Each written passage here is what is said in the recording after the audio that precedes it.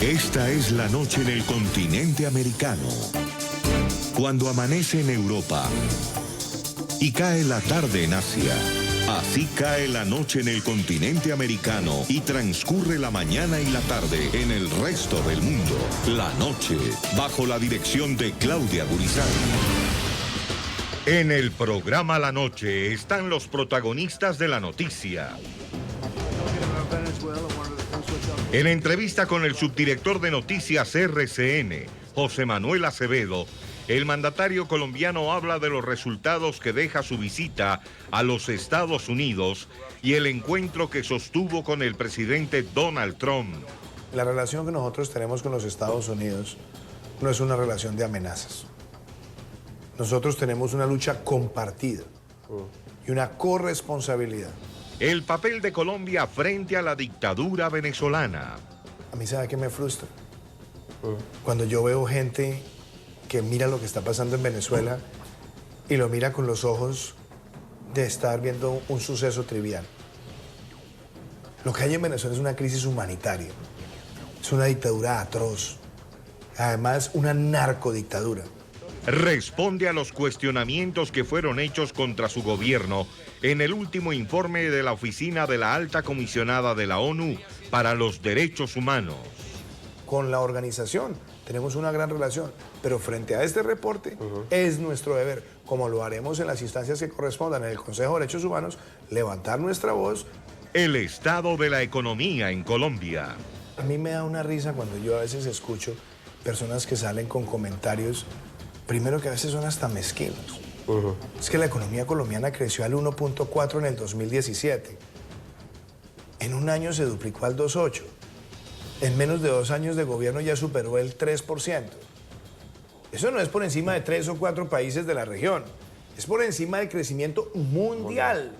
Y explica cómo está preparado el país para la inminente llegada del coronavirus. Yo le he dicho al país, en esto tenemos que obrar con todas las precauciones, con todas las prevenciones, estar preparados para reaccionar y tener en cuenta que esto puede tocar nuestras puertas, pero que tenemos que obrar con toda la estructura institucional, pero con calma también. Hoy, en el programa La Noche, desde Washington, presentamos esta reveladora entrevista con el presidente de Colombia, Iván Duque. Comienza la noche, bajo la dirección de Claudia Gurizati. Buenas noches. La noche bajo la dirección de Claudia Gurizati. Enciende las luces para que usted siempre vea el punto clave de la noticia. Soy Jefferson Beltrán. Bienvenidos. La noticia, la visita realizada por el mandatario de Colombia, Iván Duque, a los Estados Unidos y la reunión de trabajo que sostuvo en la Casa Blanca con el presidente Donald Trump. Los temas centrales tratados en este encuentro fueron la situación política que enfrenta Venezuela, la lucha antidrogas en Colombia y la reactivación de la utilización del glifosato como herramienta para enfrentar el crecimiento de los cultivos ilícitos. El punto clave de la noticia. Para que ustedes conozcan los resultados de esta importante visita y los efectos políticos que tiene, hoy en el programa La Noche les presentamos la reveladora entrevista que concedió el presidente de Colombia, Iván Duque, en la ciudad de Washington, al subdirector de Noticias RCN, José Manuel Acevedo. El panorama en Colombia en agosto de 2018 era el de un crecimiento exponencial de las plantaciones de hoja de coca. El actual gobierno en cabeza del presidente Iván Duque recibió el país con más de 200.000 hectáreas. Esta expansión se da en el marco de una situación que amerita también una alerta. Y es que este negocio, dada la expansión de los últimos años, ha entrañado también un aumento considerable de la productividad de esos cultivos ilícitos, particularmente el de la coca, que pasó de cerca de 3 cosechas por año a cerca de 6 cosechas por año. Según la Oficina Nacional para las Políticas sobre el Control de Drogas de la Casa Blanca, con corte al año 2018, Colombia registró 208.000 hectáreas de hoja de coca. Un año antes, en 2017, el informe de la misma oficina había fijado la cifra en 209.000 hectáreas. Después de alcanzar la cifra más alta en la historia, Colombia logró estancar el crecimiento de los cultivos ilícitos y también obtuvo una ligera reducción. De acuerdo con el informe de la Oficina de la ONU para la Droga y el Delito, mientras al cierre del año 2017 se contabilizaron 171.000 hectáreas, al cierre del año 2018 el registro fue de 169.000 hectáreas, es decir, que de 2017 a 2018 hubo una reducción del 1,2%. El fenómeno de los cultivos ilícitos, que ha sido combustible y renta de agrupaciones criminales, sigue representando un enorme desafío para el Estado colombiano. Desafío que ha tenido como telón de fondo la suspensión de la aspersión aérea con glifosato adoptada en octubre de 2015. Antes de esa fecha, estas imágenes eran comunes en extensos y montañosos campos sembrados con plantaciones de hoja de coca en Colombia. Hasta ese momento, la aspersión aérea con glifosato era una de las estrategias del Estado en su lucha contra el flagelo del narcotráfico. Entre el año 2006 y hasta su uso, en el año 2015, el herbicida fue asperjado sobre 968.000 hectáreas de cultivos de hoja de coca. El Consejo Nacional de Estupefacientes, bajo el entonces gobierno del presidente Juan Manuel Santos, suspendió las aspersiones con base en una reclasificación del químico que hizo la Agencia Internacional para la Investigación del Cáncer como sustancia probablemente cancerígena para los seres humanos. En julio de 2019, la Corte Constitucional emitió un pronunciamiento en el que no prohibió la utilización del químico, pero sí ratificó los requisitos que había fijado 2 años antes para reanudar las fumigaciones con cambios. El Consejo Nacional de Estupefacientes deberá considerar y ponderar toda la evidencia científica y técnica disponible en lo que se refiere, por un lado, a la minimización de los riesgos para la salud y el medio ambiente, y por otro, a la solución al problema de las drogas ilícitas. El asunto tomó fuerza nuevamente el pasado lunes, en la reciente reunión que celebró en Washington el mandatario Iván Duque con el presidente estadounidense Donald Trump. El jefe de Estado de la Unión Americana defendió la aspersión aérea como herramienta clave en la lucha contra el narcotráfico. Hay que utilizar la aspersión aérea, porque si no la utilizamos no se lograrán los objetivos de erradicación de cultivos en Colombia. Presidente Iván Duque, es un gusto tenerlo en NTN 24, RCN Radio y Noticias RCN. Gracias por aceptar esta entrevista. Muchas gracias, José Manuel. Un placer estar acá contigo. Presidente, se ha reunido usted con el presidente Donald Trump, han hablado de distintos temas, pero déjeme empezar por uno en particular que tiene que ver con el narcotráfico.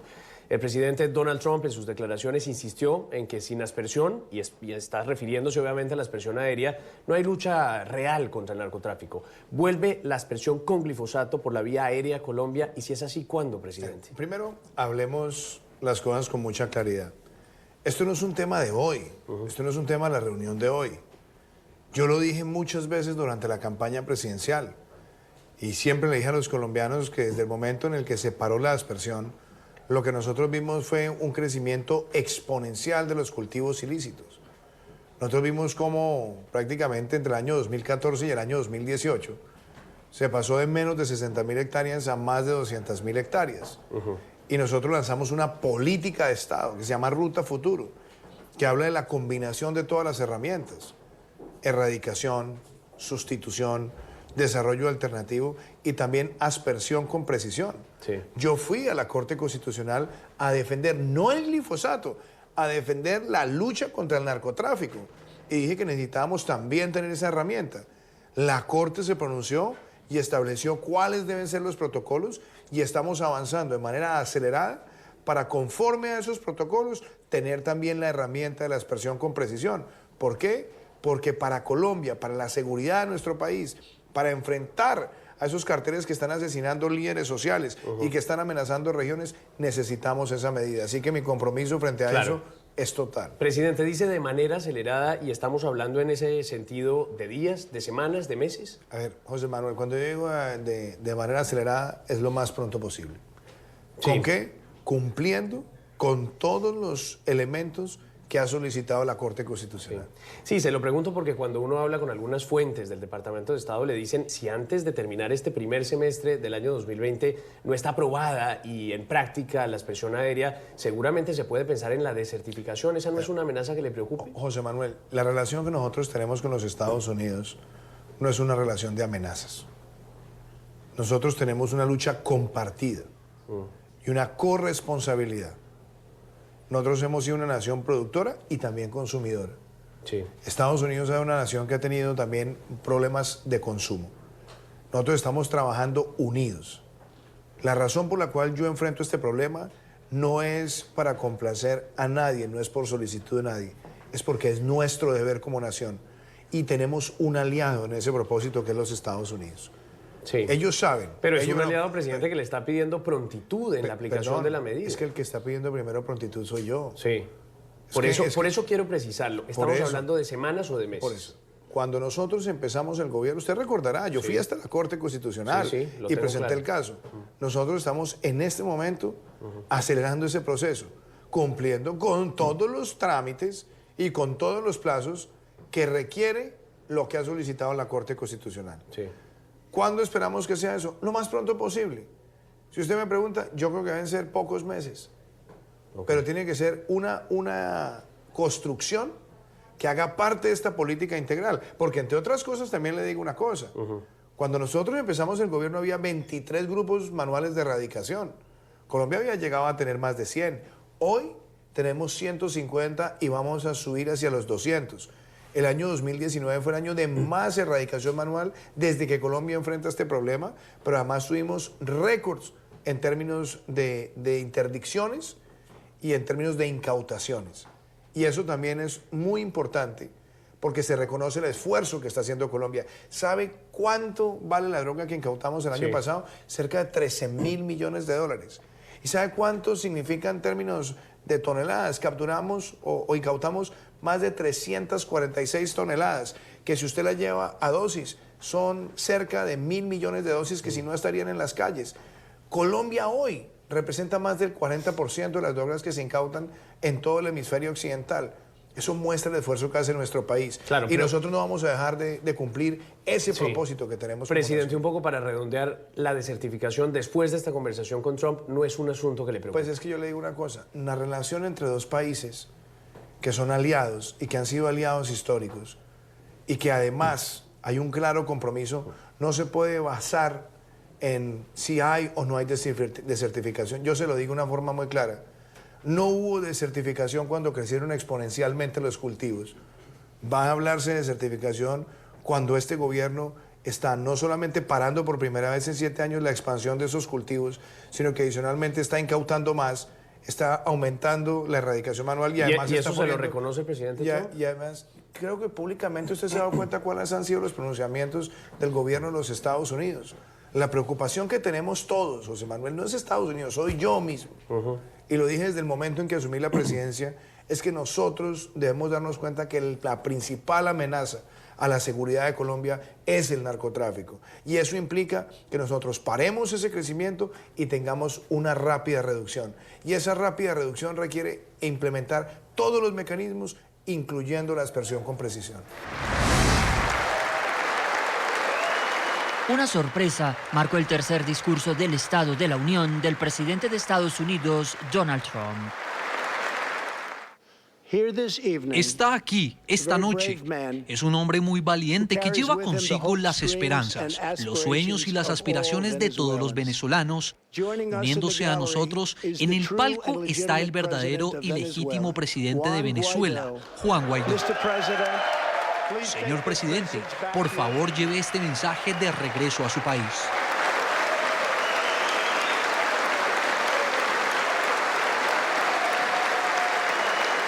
Con el saludo de Trump llegó una larga ovación por parte de todos los presentes al mandatario interino de Venezuela.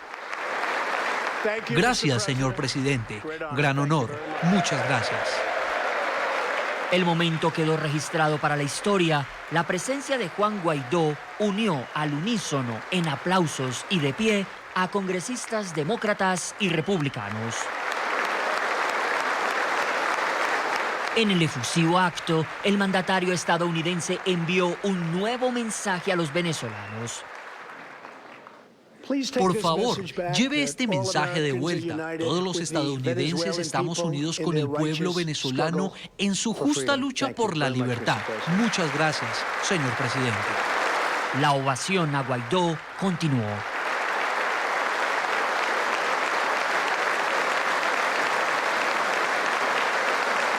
Con su invitación y asistencia al tradicional y mediático discurso anual del Estado de la Unión en el Capitolio de la Unión Americana, Guaidó no solo selló la larga gira internacional que inició el pasado 19 de enero, sino que ratificó el respaldo y reconocimiento a su mandato como presidente interino de Venezuela por parte del gobierno de la potencia mundial. Como el presidente encargado de Venezuela. Mandato que inició el 23 de enero de 2019 con una hoja de ruta que busca el cese de la usurpación del poder en manos de Nicolás Maduro.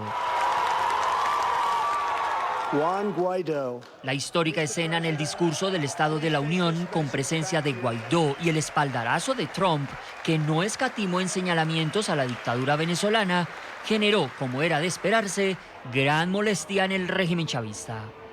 En un agonizante esfuerzo por revivir la ya fracasada estrategia de cambio de gobierno por la fuerza, apegado a un guión prefabricado, en medio de un espectáculo electoral circense y haciendo uso de un discurso lleno de mentiras, chauvinismo y declaraciones supremacistas, Trump ofende e irrespeta al pueblo venezolano al proferir violentas amenazas contra su integridad y contra el gobierno constitucional, legítimo y democrático del presidente Nicolás Maduro Moros. Señor presidente, hablemos de otro de los temas que fue fundamental en esa conversación que usted sostuvo con el presidente norteamericano, el de Venezuela. Y le quiero ser muy franco en esta pregunta que le quiero formular, porque da la impresión de que efectivamente reciben a Juan Guaidó primeros ministros, presidentes en el mundo. Aquí mismo en Washington hubo un episodio inédito en que se logró por estos días algo que parece bastante difícil, que republicanos y demócratas lo ovacionaran por igual. Y sin embargo, algunos dicen que quedan con la sensación de que no pasa nada finalmente en Venezuela. ¿No lo frustra eso un poco? ¿Sabe una cosa? A mí, ¿sabe qué me frustra? Cuando yo veo gente que mira lo que está pasando en Venezuela y lo mira con los ojos de estar viendo un suceso trivial. Lo que hay en Venezuela es una crisis humanitaria, es una dictadura atroz, además una narcodictadura. Juan Guaidó es una persona valiente que está enfrentando esa dictadura, que tiene toda la capacidad opresora, y él lo está enfrentando con el liderazgo. Él lo está enfrentando haciendo un llamado a la comunidad internacional. Por Dios, yo creo que en todas las personas, en lugar de estar haciendo cábalas de si será posible, si no será posible, si será capaz o no será capaz, todo lo que tenemos es que respaldar sus esfuerzos. Porque más de 57 países lo reconocen a él y reconocen en la Asamblea. Lo que hay es que respaldar sus esfuerzos para que caiga esa dictadura y se dé un gobierno de transición con representación amplia, que pueda convocar unas elecciones libres y que ponga en funcionamiento un plan de reconstrucción económica. Aquí no podemos seguir viendo esto con el ojo del analista, del intérprete. No, esa es una amenaza que está golpeando también a Colombia. Esa dictadura está patrocinando a grupos armados ilegales, los está albergando en su territorio. Es una amenaza a nuestro país. Presidente, pero con la mano en el corazón, ¿se ha avanzado en los últimos días? Pues yo le voy a decir una cosa.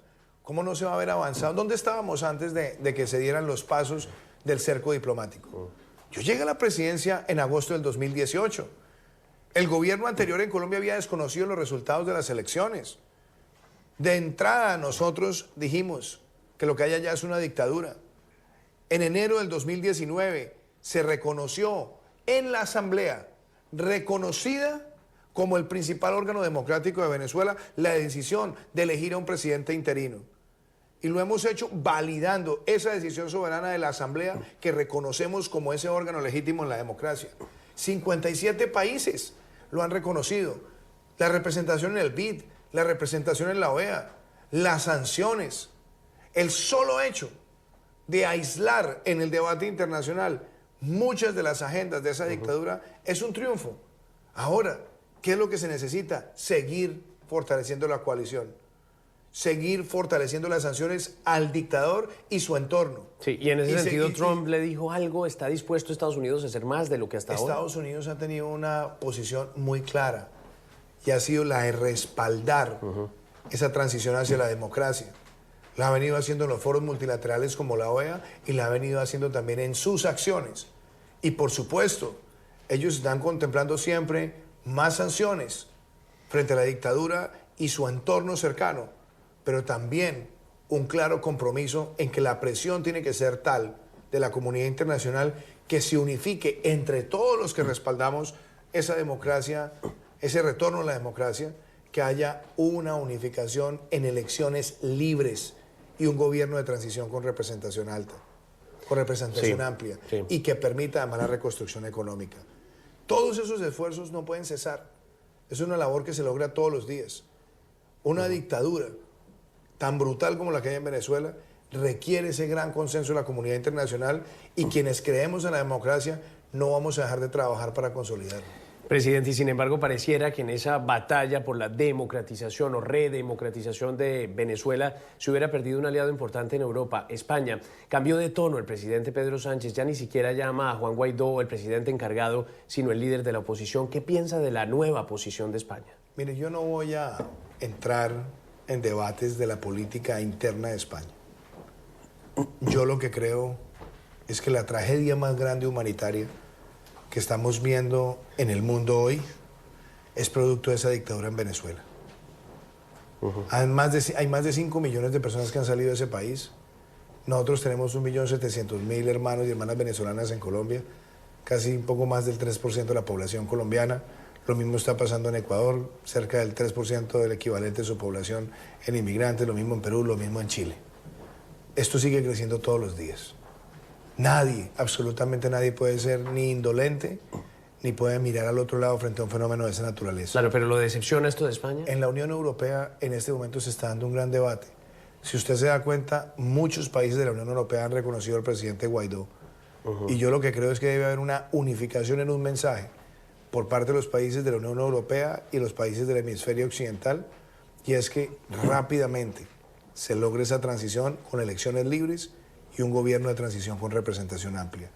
Yo invito a todos los países que han tomado la decisión de reconocer a Juan Guaidó y reconocer a la Asamblea, que este es el momento donde hay que reafirmar mucho más las convicciones y, por supuesto, unificarnos en esa presión para que cese la dictadura y se dé el reverdecer de la democracia. Presidente, para cerrar rápidamente este capítulo de la visita que lo trae aquí a los Estados Unidos y el punto más importante, que fue su encuentro con el presidente Donald Trump, hay quienes dicen que no es tan buena idea venir en año electoral porque termina usted casado a lo mejor con un candidato que puede ser reelegido como puede que no, y que en caso de que no, pues evidentemente se puede crear de alguna manera una ruptura con el Partido Demócrata. ¿Qué opina de esas críticas? A veces en estos temas siempre hay más excesos de análisis que de practicidad.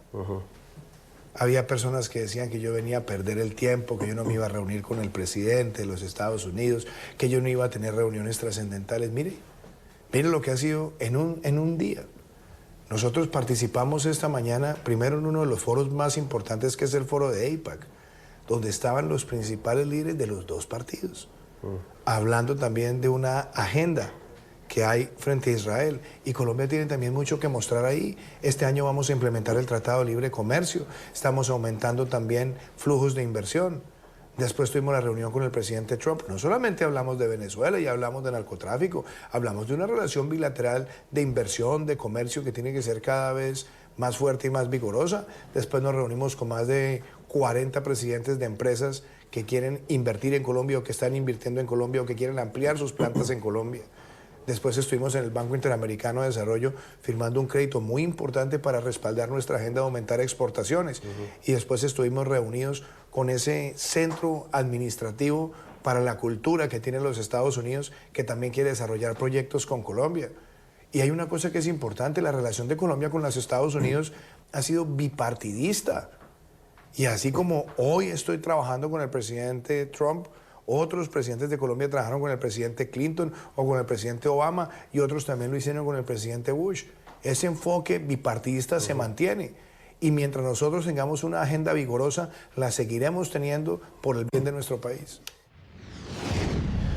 Vamos a una primera pausa a comerciales y ya regresamos con la segunda parte de esta interesante entrevista que concede el presidente de Colombia, Iván Duque, a su director de noticias RCN, José Manuel Acevedo. Los invito a que participen a través de las cuentas de Twitter que aparecen en pantalla, @Segurizati, NTN24, @La Noche, NTN24, @Jefferson, NTN24, cuentas en Facebook, en Twitter y en Instagram, para que estemos siempre conectados leyendo las opiniones de ustedes. Una pausa y ya regresamos a la segunda parte de este programa La Noche. La semana estuvo marcada por el fuerte pulso entre el Gobierno Nacional y la Organización de las Naciones Unidas por el contenido de este informe. Se trata de la evaluación anual de la Oficina de la Alta Comisionada de la ONU para los Derechos Humanos. Son 24 páginas en las que se señala que existe violencia endémica, que los niveles de conflictividad han aumentado, que en el 2019 se presentaron en el país 36 masacres y que es la cifra más alta registrada por esta oficina desde el 2014. Los retos de la paz requieren todavía mucho esfuerzo, tanto del Estado colombiano como de la sociedad colombiana, como de la comunidad internacional. Cuestiona la seguridad ciudadana, la actuación de la Policía Nacional y en algunos apartes la organización del Estado. Además, critica el avance de los planes de desarrollo con enfoque territorial y rechaza los crímenes contra los excombatientes. Lo que sí hay es una situación de gravedad, tanto en relación a combatientes como en tema de líderes y lideresas y defensoras y defensores de derechos humanos. Pero quizás uno de los apartes que más exacerbó los ánimos del gobierno es la recomendación para que se transfiera la supervisión de la Policía Nacional al Ministerio del Interior. Una de estas es que la policía no fuera bajo el Ministerio de Defensa, sino que bajo el Ministerio del Interior, porque la naturaleza de los dos cuerpos de seguridad es distinta. Me parece también que es una intromisión en la soberanía de un país cuando se dice que la policía debe pasar al Ministerio del Interior. Eso es un debate que le corresponde a las autoridades colombianas en el marco de la institucionalidad colombiana. Un texto que apenas es la primera parte, porque el próximo miércoles se dará a conocer el complemento de este por parte de la Relatoría para los Derechos Humanos de la ONU y cuyo contenido estará enfocado en el asesinato de líderes sociales. La tensa relación del gobierno puntualmente con Alberto Brunori, representante en Colombia de esta oficina, tiene un antecedente reciente. Poco antes de que el presidente Duque objetara la ley estatutaria de la JEP, Brunori urgió por la sanción y promulgación sin dilaciones del proyecto, declaración que fue considerada por el Ejecutivo como una presión indebida. Lo que recomendaría es que cada quien, cada loro a su palo. Para el consejero presidencial para la estabilización y la reincorporación, el informe de la Alta Comisionada de las Naciones Unidas para los Derechos Humanos desconoce los esfuerzos del gobierno en materia de implementación de los acuerdos de paz.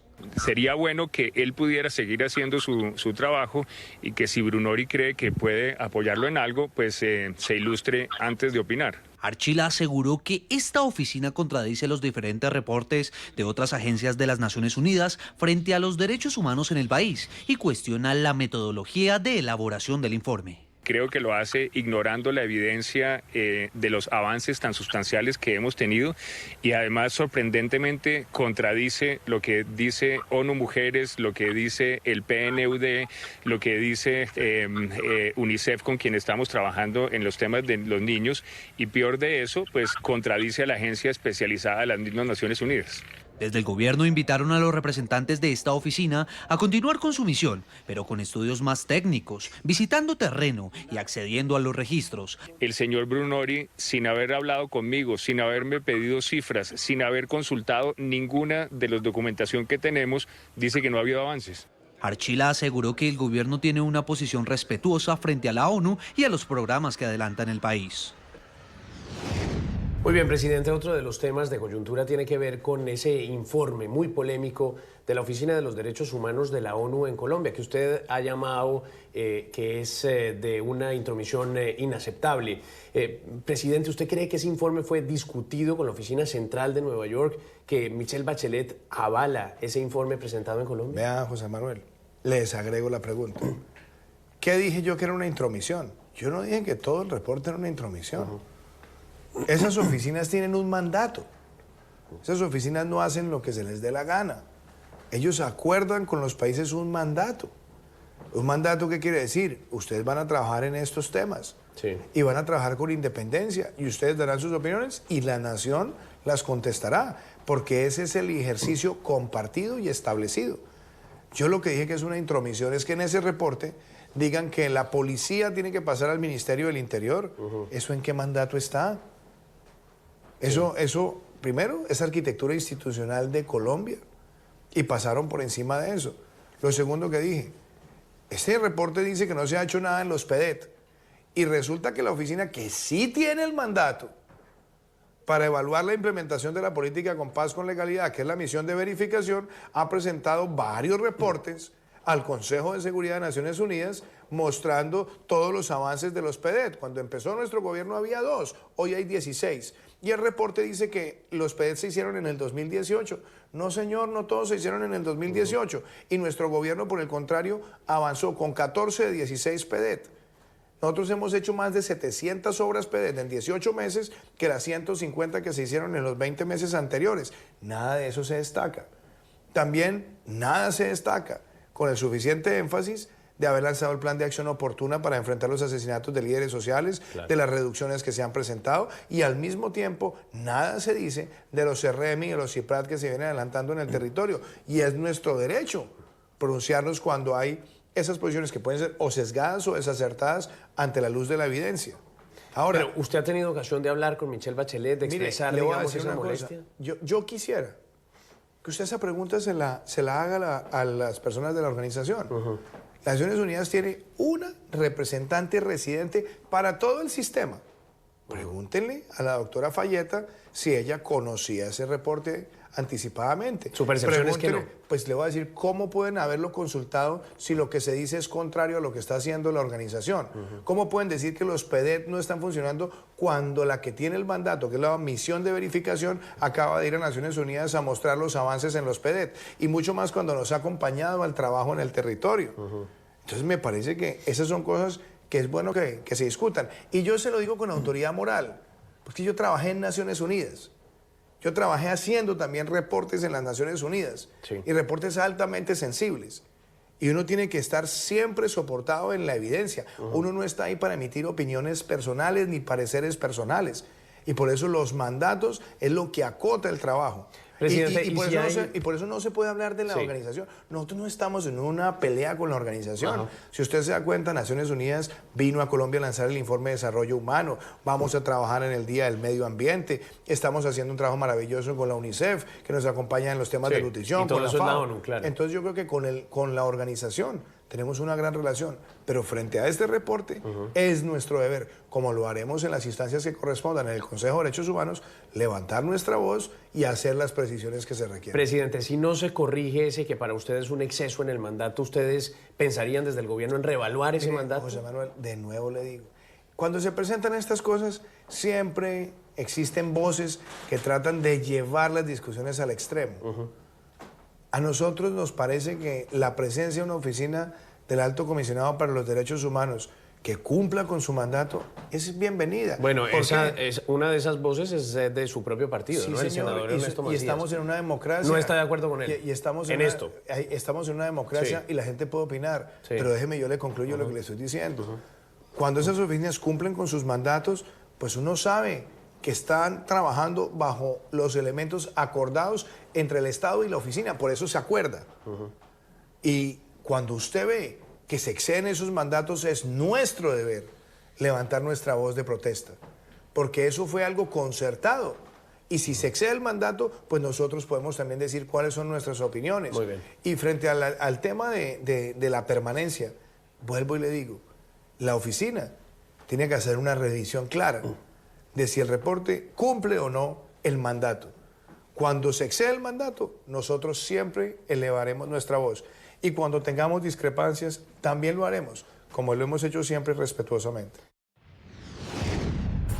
Vamos inmediatamente a una última pausa comerciales. Cuando regresemos, estaremos escuchando las respuestas que entregó el presidente Iván Duque a esta entrevista que realiza el subdirector de Noticias RCN, José Manuel Acevedo. Estarán hablando de la forma como está preparada Colombia para enfrentar un eventual brote de coronavirus, teniendo en cuenta que esta enfermedad ya llegó al continente americano. Los invito a que participen a través de redes sociales, opinando en @segurizati, NTN24, @lanoche, NTN24, @Jefferson, NTN24, cuentas de Facebook, en Instagram y por supuesto en Twitter. Una pausa y ya regresamos a la parte final de este programa La Noche.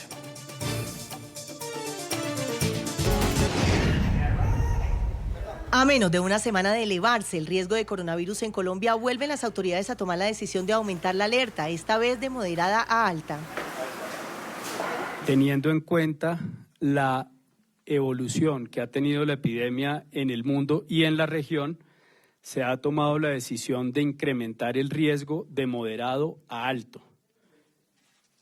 El ingreso, esto lo que quiere decir es que tenemos hoy altas probabilidades de importar un caso desde afuera hacia Colombia.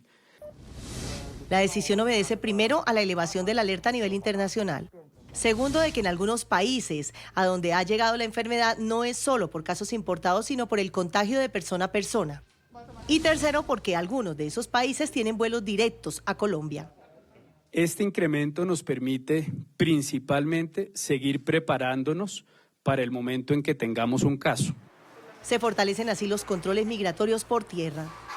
Eso no supone en modo alguno cierre de fronteras, eso supone una parametrización y una atención de Migración Colombia uno a uno, de manera que nos permita conversar con todos los migrantes y ayudar a transmitir las señales de alerta y recibir las preocupaciones para poner las personas a disposición de los servicios de salud. Los países cuyos viajeros tendrán mayores controles al ingresar al aeropuerto El Dorado son China, Italia, Corea, Irán, Japón, Alemania, España, Estados Unidos y Ecuador. En términos generales, lo que ha señalado el Ministerio de Salud y como una medida integral de gobierno es que se van a implementar dos documentos. El primero, de señales de alerta de puntos de contacto para que las personas que lleguen a sentir algún tipo de dolencia sepan a dónde acercarse. Y dos, una declaración de estado de salud que permita que las personas manifiesten su estado para que las autoridades de salud puedan actuar de manera oportuna. Las autoridades insisten en las recomendaciones principales: constante lavado de manos y uso del tapabocas, quienes sufran de problemas respiratorios. En algún momento nos van a llegar casos de coronavirus a Colombia, eso ya lo sabemos, pero estamos preparados, totalmente preparados para hacerlo, para recibirlo. Tenemos todo el empeño, el conocimiento, la evidencia y el rigor para poder afrontar esta situación. Necesitamos de la población dos cosas: que se laven las manos y que mantengan la calma. Presidente, un cambio de tema. Coronavirus. Se elevó en las últimas horas la alerta en Colombia a un riesgo alto. ¿Hay alguna sospecha que tenga el gobierno que preocupe? José Manuel, primero démonos cuenta qué es lo que está pasando. El número de países donde se están presentando casos está creciendo aceleradamente. Nosotros empezamos con un riesgo bajo porque estaba lejos. Claro. Pasamos a un riesgo medio porque empezamos a ver países donde hay constantemente conectividad aérea con el país. Y ahora se eleva alto porque hay países de América Latina que están presentando más casos. El hecho de elevar, ¿en qué consiste? En que tomamos más precauciones, en que tratamos de buscar más herramientas de contención, en que tratamos de preparar mucho más o con mucha más precisión la atención ante cualquier caso. Hoy estamos ante una situación que se extiende por el mundo y que muy seguramente podrá tocar nuestras puertas. Entonces lo que tenemos que hacer es estar preparados, detectar de manera temprana, como lo hemos venido haciendo desde hace muchos días, articularnos con las secretarías y atender esta situación. Presidente, pero sin generar alarmismos, y lo hace usted bien en ese sentido, y los medios tenemos que contribuir en ese propósito, ¿hay algún caso especial que al menos genere alguna preocupación en estos momentos en Colombia? En Colombia se han presentado situaciones donde hay alta sospecha, se han tratado con todo el rigor, se han hecho los exámenes y afortunadamente se han descartado. Pero como le digo, esta es una situación que está creciendo en el mundo y que tarde que temprano puede tocar nuestras puertas. Yo le he dicho al país, en esto tenemos que obrar con todas las precauciones, con todas las prevenciones, estar preparados para reaccionar y tener en cuenta que esto puede tocar nuestras puertas, pero que tenemos que obrar con toda la estructura institucional, pero con calma también.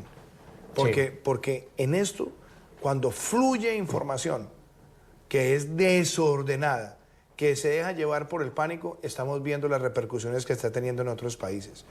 Hay países que pueden llegar a estar en una recesión producto de sobrereacciones. Aquí lo que nosotros queremos es precaución, atención, contención, reporte la información, pero también darle al país un mensaje, y es que tenemos que obrar unidos, pero también obrar con calma frente a esta situación. Muy rápidamente, dos temas para finalizar esta entrevista, presidente. Economía y sobre todo también desempleo, que sigue preocupando en el país.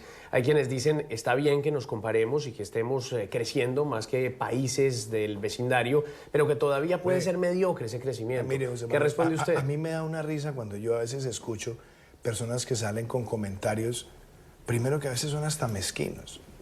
Es que la economía colombiana creció al 1.4 en el 2017. En un año se duplicó al 2.8. En menos de 2 años de gobierno ya superó el 3%. Eso no es por encima de 3 o 4 países de la región.